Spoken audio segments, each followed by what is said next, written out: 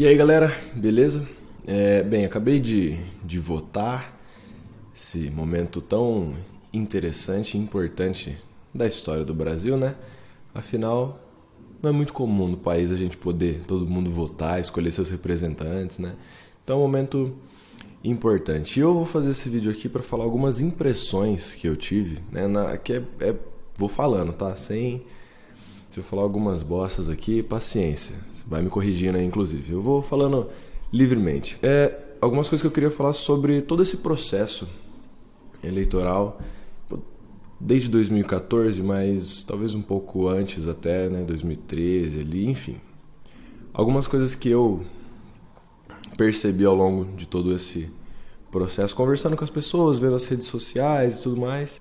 Mas antes de mais nada, talvez seja interessante deixar bem claro da onde que eu estou falando, né? Qual é a minha realidade, qual é a cidade em que eu vivo, as pessoas com quem eu converso, enfim.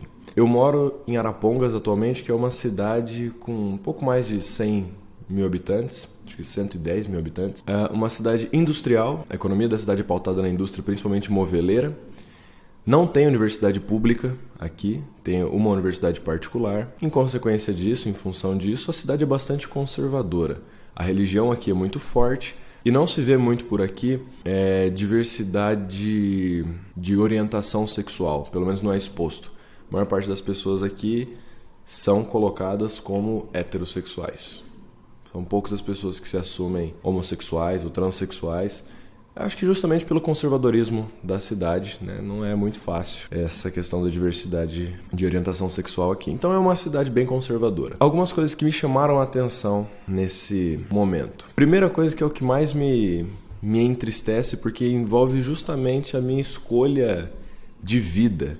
Eu escolhi ser professor de história justamente porque eu acho que quando você compreende a história, ou compreende o processo histórico, entende o mundo por meio de uma leitura histórica, entender que as coisas são um processo, mas eu acredito que quando você compreende isso, a realidade se torna mais clara, você consegue perceber as complexidades, entender que não é tão fácil assim resolver os problemas, enfim. Eu escolhi fazer história e ser professor por causa disso, e eu vi nessas eleições um desconhecimento da história, e aqueles que conheciam o que a história tem para dizer, muitos não acreditando no conhecimento produzido pela academia, pelos estudiosos, pessoas preferindo acreditar em teorias da conspiração do que naquilo que a história estuda. E é interessante porque não é o que os brasileiros, estudiosos do Brasil dizem, é tudo, o mundo inteiro, né? Inclusive a galera querendo dar lição a respeito de nazismo para a Alemanha, né? Então, essa é uma das coisas que mais me incomodam e me preocupam, porque de certa forma, se existe essa sensação, essa incapacidade de compreender a história ou de aceitar os fatos históricos e as pesquisas históricas, é porque a formação que a gente dá para o nosso cidadão, a formação que o Brasil tem dado em termos históricos é falha. A minha profissão, eu sou professor de história, está nitidamente sendo ineficiente na sua função. Porque as pessoas se formam, se graduam, entram para o mercado de trabalho, formam família e têm uma compreensão equivocada a respeito da história. E nem sequer se dão o direito de ir atrás de saber o que os pesquisadores, os estudiosos da história dizem, porque já colocam na frente a ideia de que aquele posicionamento é tendencioso e não se dão nem o direito de ir atrás e tentar pelo menos compreender como se dá a produção histórica. Enfim, o ensino e estudo de história no Brasil, ele é falho. Enquanto a academia, os pesquisadores conversam sobre conceitos abstratos e fazem projeções e analisam profundamente na academia, todo mundo entende muito do assunto, no mundo real, né, no plano real, ali na sala de aula, no cotidiano, as pessoas não têm uma compreensão histórica bem esclarecida. Então isso foi uma coisa que eu percebi durante esse processo e que me preocupa muito. Outra coisa que foi possível perceber nessa eleição foi a exposição dos preconceitos que a maior parte da população tem. Pelo menos falando daquilo, né? Daquilo que eu enxergo, daquilo que eu vivi e que posso falar. Houve nesse momento uma ascendente da exposição dos preconceitos. Então, as pessoas foram deixando de ter vergonha de expor seus preconceitos e, na verdade, começaram até a defender determinados posicionamentos preconceituosos, machistas, homofóbicos, racistas, né? Essa eleição demonstrou muito bem quem é o brasileiro nesse sentido, que não é aquela pessoa cordial, agregadora, sorridente, que a gente fica passando essa imagem aí pro restante do mundo, mas essa eleição deixou bem clara que a gente não é tão agregador assim, que não é todo mundo que pode chegar, que não é todo mundo que é bem-vindo. Talvez no carnaval isso aconteça, né? Mas no carnaval pode, né? No carnaval, a festa da hipocrisia. Então essa eleição deixou bem claro para mim o tamanho da nossa incapacidade de aceitar o diferente. Acho que essas eleições deixaram bem expostas isso. Outra coisa que ficou bem evidente para mim nessa última semana antes das eleições, que os ânimos foram aflorando e as tensões também foram aflorando e tudo mais, eu coloquei aqui como banalização da vida ou potência de morte, no sentido de que eu vi muita gente defender uma postura da violência e no sentido de assim, como resolvem os problemas? Por meio da violência. As pessoas acreditam que a violência resolve, que se você tem um problema, você tem que eliminar esse problema assim, de maneira violenta, não é procurar a raiz do problema, tentar compreender a complexidade da parada. A violência vale e já era. Inclusive essas pessoas que se colocam como defensoras da violência, digamos assim, me parece que elas também têm um certo desprezo pela própria vida, sabe? Uma coisa tipo assim, de querer ir para a violência, quer colocar a sua integridade em risco, quer partir para adrenalina, né? A violência ganhou. A galera tem acreditado que é por meio da violência que se resolvem as coisas. Lembrando que eu não estou falando aqui de todo mundo, mas eu estou levantando as impressões que eu tive da maior parte das pessoas com quem eu convivo, dentro do lugar onde eu estou, que eu expliquei no começo do vídeo. Outra coisa que demonstra um problema ainda na nossa democracia e na formação do cidadão brasileiro é aquela crença no inimigo, né?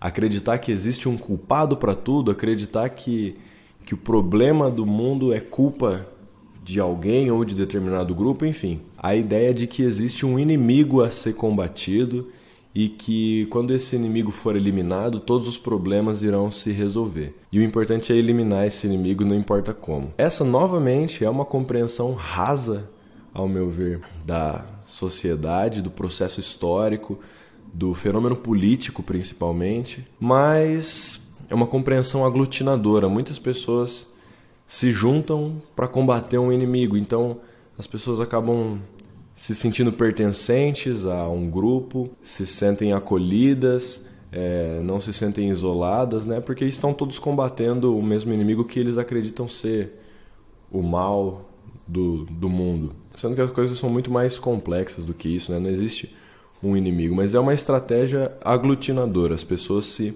unem em volta do ódio a um inimigo. Então isso é uma parada também que ficou bem evidente durante o processo. E a última coisa que eu coloquei aqui, que eu anotei, é como somos colonizados e como temos a perspectiva do colonizado. Como o brasileiro, de maneira geral e genérica, não gosta de ser brasileiro, não gosta de quem é, não gosta do país em que vive, não gosta, talvez até mesmo de si. É sempre o de fora que é melhor, é sempre o que está lá fora que é bem-vindo. A gente não tem nem um posicionamento de desenvolvimento interno. Tipo, não, beleza, tá ruim, mas vamos desenvolver, a gente tem recurso. Não, é uma descrença na capacidade do brasileiro de se desenvolver. Uma ideia muito de vamos entregar para outras pessoas cuidarem porque a gente não dá conta. A gente não consegue assumir responsabilidade. E é claro que isso envolve muita coisa, né?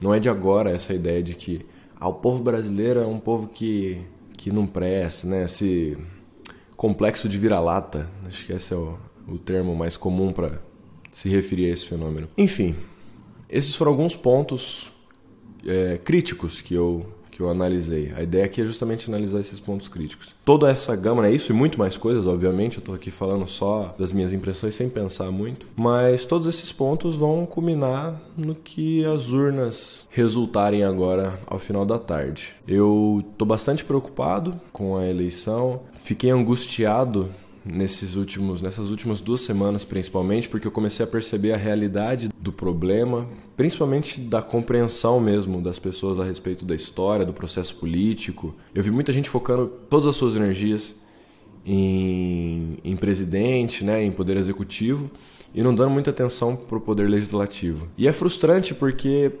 eu me organizei para fazer, né, vídeos explicando a importância do sistema legislativo, pisei nessa tecla de, beleza, o executivo ele é importante, lógico que é importante, mas o legislativo também, são aquelas pessoas que vão dialogar com o presidente, né? Se não tiver apoio, não rola. Se o presidente não tiver apoio do legislativo, ele não consegue governar, é só ver o que aconteceu com a Dilma. Então é frustrante para mim, assim, estudar o que eu estudei, perceber os processos que eu percebi e ver de uma certa forma isso se repetindo. Não, claro que não se repete em absoluto. Há uma certa repetição da ignorância, da não percepção dos problemas, esse descrédito da história.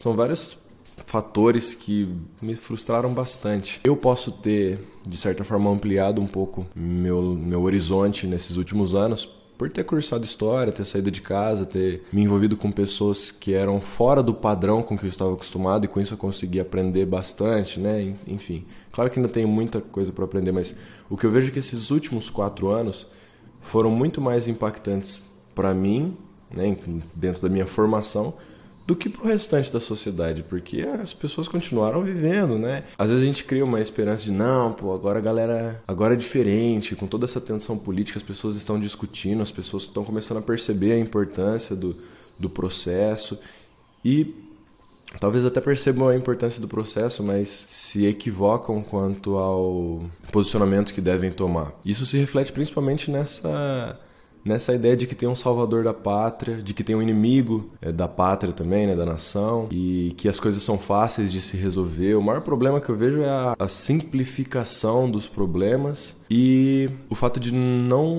das pessoas não estarem dispostas a estudar quem estuda, né, de ouvir o que as pessoas que estão debatendo sobre esse assunto têm a dizer. O descrédito da ciência, digamos assim, nesse sentido, também me deixa bastante preocupado. Eu não sei até onde que isso pode chegar. Mas enfim, só alguns devaneios aqui, um pouco das minhas percepções sobre esse processo. Tamo aí, né? É a festa da democracia. A voz do povo é a voz de Deus. E se um povo é mal educado, se um povo tem dificuldade de compreender a complexidade, de aceitar a complexidade, isso vai acabar se refletindo também nas decisões políticas desse povo. De qualquer forma, a gente pode votar. Todo mundo tem esse direito. Por pior que sejam os resultados dessa eleição, na minha perspectiva, o que eu mais espero é que daqui 4 anos eu possa estar votando de novo, escolhendo os meus representantes em âmbito executivo, legislativo, federal e estadual. Eu espero que isso aconteça. Eu realmente espero que isso aconteça. Mas é isso aí. Você, como é que você viu esse processo? Quais suas perspectivas sobre o futuro do nosso país? Quais as críticas que você tem a fazer, tanto à minha fala quanto ao próprio país em si? Concorda com o que eu falei? Não concorda? Enfim. Gostaria muito de saber a opinião de vocês que me assistem. Acho que o canal está indo para 3 mil e pouquinhos inscritos. Acho que dessa galera bastante gente tem muito a acrescentar. Então eu peço de verdade que você comente aqui as suas impressões sobre todo esse processo eleitoral, sobre o momento que o país está vivendo e sobre as perspectivas com relação ao futuro do Brasil. Beleza? Mais uma vez, muito obrigado por ter assistido esse vídeo, espero que você tenha gostado. Se você não conhecia, se inscreve aí no canal. Se você já é inscrito, deixa aquele like para divulgar, para ajudar aqui o canal. Eu vou ficando por aqui, muito obrigado, um beijo no coração, um aperto de mão sincero e valeu!